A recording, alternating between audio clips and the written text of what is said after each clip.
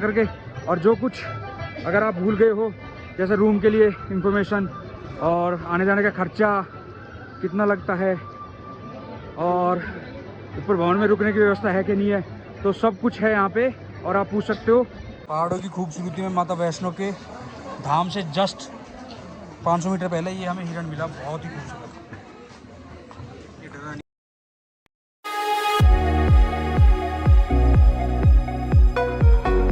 Hello guys, welcome people.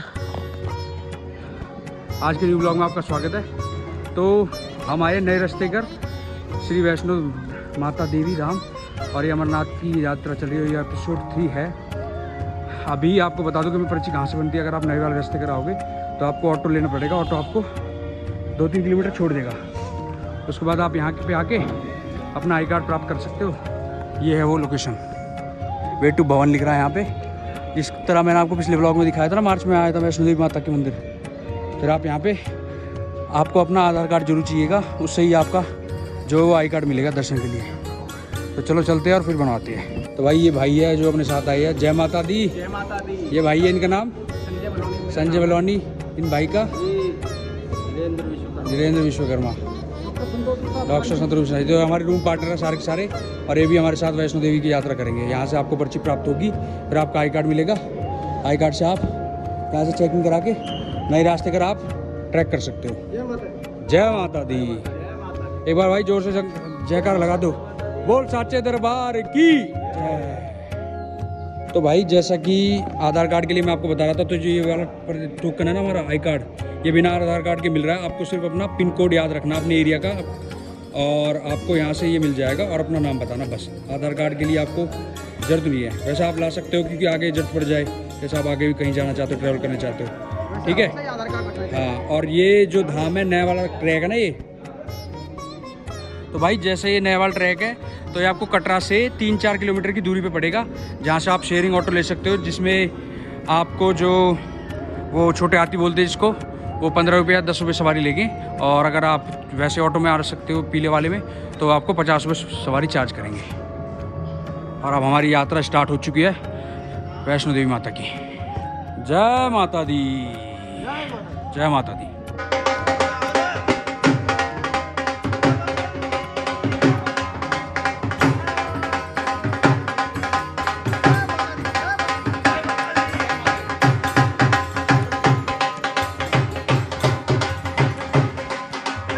जय माता दी।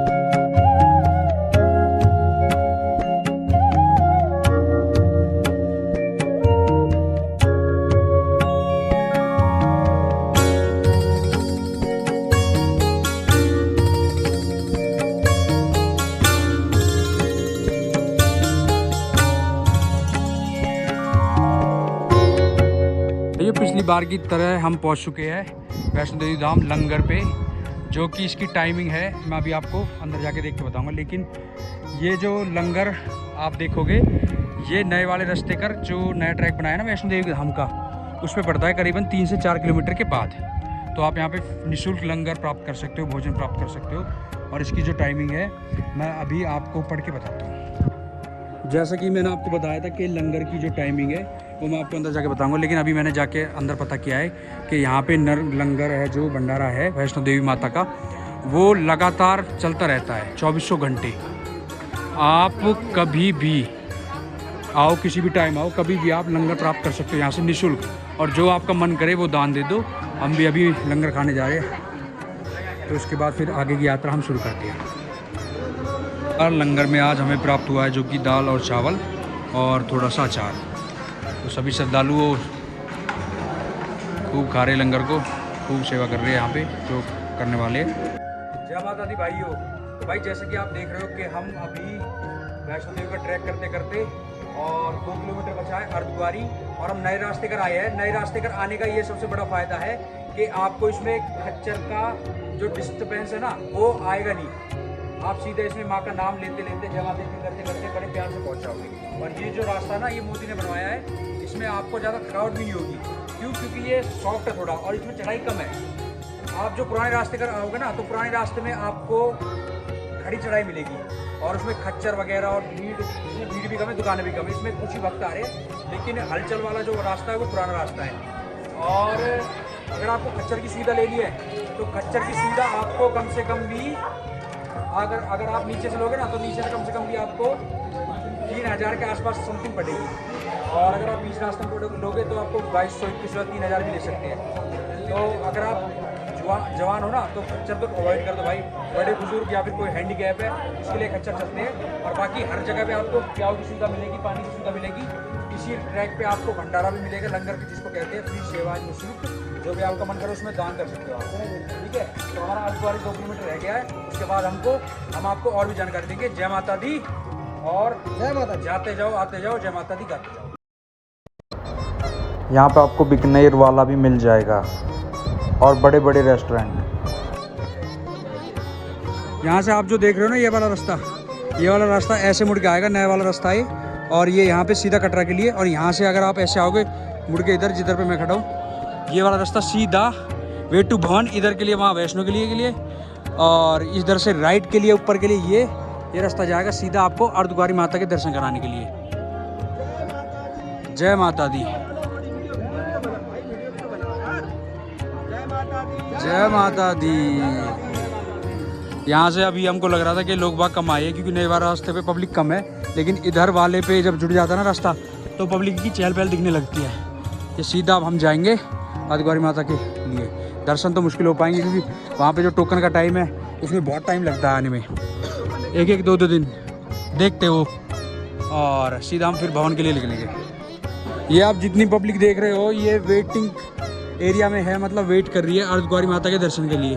किसी को 24 घंटे की वेटिंग मिली है, किसी को 10 घंटे, किसी को 8 घंटे। सब ऐसे अपना बोरे बिस्तर लेके यहीं पे वेट कर रही है अर्धकुंवारी माता के दर्शन के लिए। और ये आ गया भवन का रास्ता, ये है माता अर्धकुंवारी का धाम, अंदर के लिए दर्शन है। और मौसम इतना प्यारा हो रहा है, यहाँ पे मंकीज बहुत है, पर ये वृंदावन वाले मंकी नहीं है जो फ़ोन ले जाते हैं और फिर इनको फ्रूटी दो जब छोड़ेंगे। सीधे साधे मंकी से बंदर है, ठीक है। और ये देखो भीड़ कितनी तादाद में। मुझे तो ऐसा लगता है जैसे आज ही नवरात्र है, क्योंकि पिछली बार मैं आया था, जैसे कि आपने ब्लॉग देखा होगा, मार्च में आया था मैं नवरात्र को, और यहाँ पे इतनी भीड़ नहीं थी, कम थी भीड़। लेकिन अब की बार कुछ ज़्यादा भीड़ है। और अभी भवन में जाएंगे, भवन में जब पता चलेगा कि कितनी भीड़ है। और अगर आपको यहाँ पे रुकना है तो ऊपर से भगवती भवन है, वहाँ पे आपको नीचे क्लॉक रूम भी मिल जाएगा। थोड़ा सा जूम कर लेता हूँ मैं आप, ये भगवती भवन क्लॉक रूम। और यहाँ पे आप 100 रुपीज़ जमा करा के गद्दा और कंबल ले सकते हो अपने लिए, और क्लॉक रूम में अपना सामान रख सकते हो। फिर आप जब वो 100 रुपीज़ वापस करोगे ना तो आपको, सॉरी, गद्दा और वो कंबल वापस करोगे तो आपको आपके 100 रुपीज़ उल्टे मिल जाएंगे। और ये है माता का भवन, अंदर से दर्शन है। अंदर फ़ोन कैमरा अलाउड नहीं है, ये लाइन लगी हुई है दर्शन टोकन के लिए। अब देखते हम, क्योंकि कहते हैं ऐसा कि अर्धकुंवारी माता के दर्शन पूरी ज़िंदगी में एक ही बार करना चाहिए, क्योंकि बच्चा गर्भ गुफा के दर्शन है जैसे, तो बच्चा अपने गर्भ गुफा में एक बार ही आता है। एक आदमी को क्या बोल रहे हो आप? अभी ग्रुप नंबर होता है, अभी जो मिलेगा ना हमको ग्रुप नंबर, उसमें 5-6 लोग, वो पूछेगा कितने लोग हैं, उसमें नंबर डाल देगा इतने लोग हैं। अच्छा, ग्रुप का पूरे ग्रुप का एक साथ ही दर्शन हो जाएगा। अच्छा, तो ये भी बात आप ध्यान रखना, जो व्यूअर्स है वो देख लेना आप। और किसी भी तरह की आपको परेशानी हो तो आप कमेंट में जरूर पूछ सकते हो।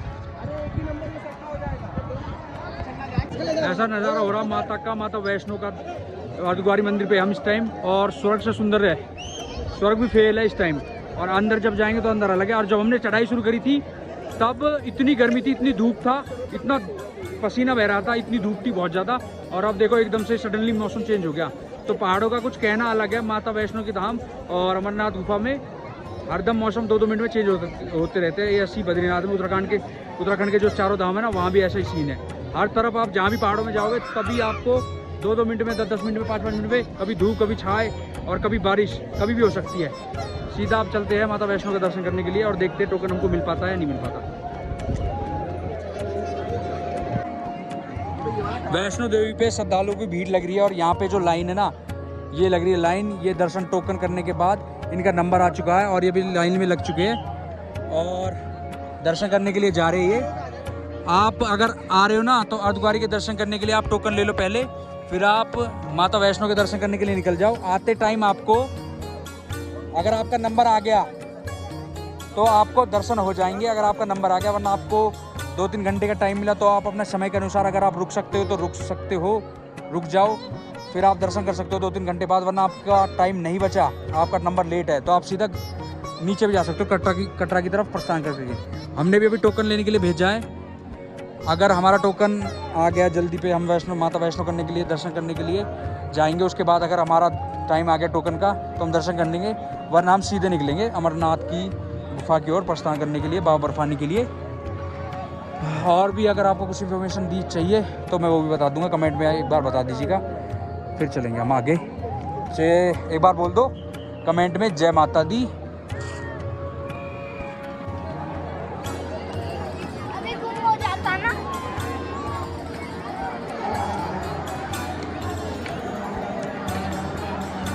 जोर से बोलो जय माता दी, जय माता दी, जय माता बोलो। दी, जय माता दी। आवाज नहीं आई। श्रद्धालुओं की भीड़ उमड़ती, आते ही जा रहे श्रद्धालु, आते ही जा रहे हैं। हम वृंदावन चले जाए तो ऐसा लगता है कि सारी भीड़ यहीं आई है, रेलवे स्टेशन चले जाए तो ऐसा लगता है सारी भीड़ यहीं आई है, भंडारे में चले जाए तो ऐसा लगता है सारी भीड़ यहीं आ जाए, और अभी हम यहाँ पे वैष्णो देवी आई है कि तो ऐसा लगता है सारी जहाँ की भीड़ यहीं है अर्धकुंवारी। तो भाई जहाँ पे चले जाओ भीड़ की कमी नहीं मिलेगी आपको।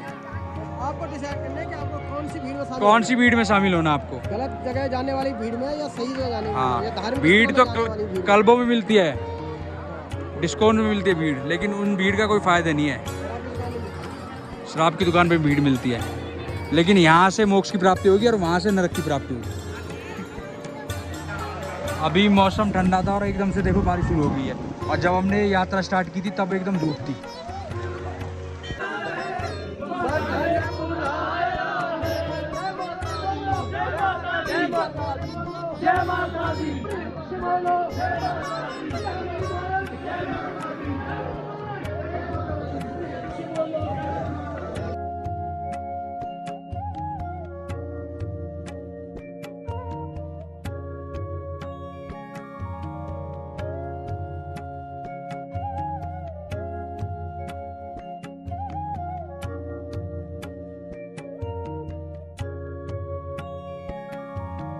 पहाड़ों की खूबसूरती में माता वैष्णो के धाम से जस्ट 500 मीटर पहले ये हमें हिरण मिला, बहुत ही खूबसूरत। क्योंकि यहाँ पे जाली लग रही है ना, इसलिए।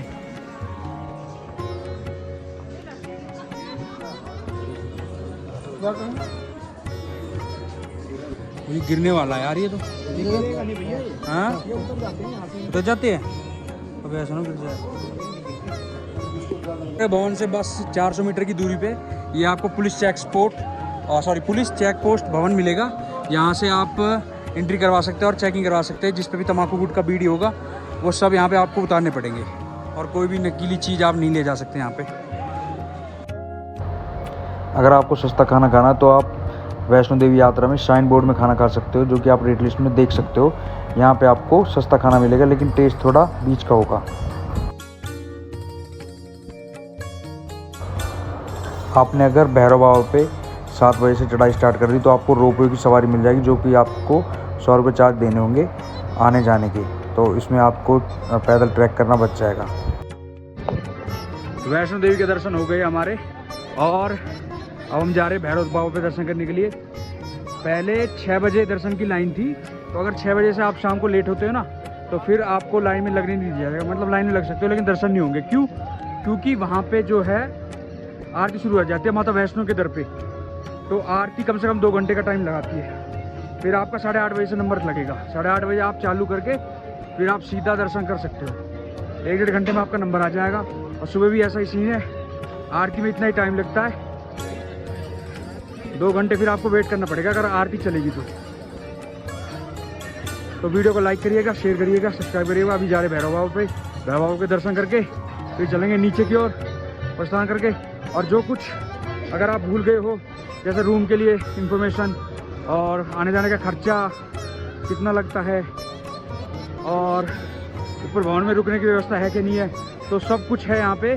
और आप पूछ सकते हो, जो मैंने नहीं बताया कमेंट सेक्शन में मैं आपको ज़रूर बता दूंगा, ठीक है। दुर्गा भवन में आप रुक सकते हो यहाँ पे, और सरस्वती भवन है फ्री ऑफ कॉस्ट, जो सिर्फ आपको 100 रुपये गद्दे के देने होते हैं। तो जब आप गद्दा उनका उल्टा करोगे तो आपको पैसे आपके रिटर्न मिल जाएंगे, ठीक है।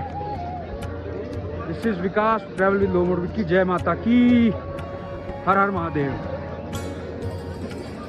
अरे भाई लोग भी है, भाई लोग एक मिनट, कैसा लगा दर्शन करके? जय माता दी, जय माता दी। मजा आ गया? ये भाई पहली बार आए हैं। नहीं नहीं, वो सब माता को बुलाती है, सब माता बुलाती है। आपको कैसा लगा? आनंद आ गया? मैं 30 बार आया हूँ। 30 बार? 30 बार, 6 बार? अच्छा 6 बार। 5 बार भाई मैं आ चुका हूँ। चलो ठीक है, चलते हो तो। जय माता दी। और एक और बात जो मैं बतानी भूल गया था आपको, कि माता वैष्णो देवी के बाद दर्शन करने के बाद आपको भैरव बाबा के दर्शन जरूर करने अनिवार्य होते हैं, क्योंकि माता ने कहा था कि मेरे दर्शन के बाद अगर कोई तुम्हारे दर्शन नहीं करेगा तो उसकी साधना पूजा नहीं लगेगी।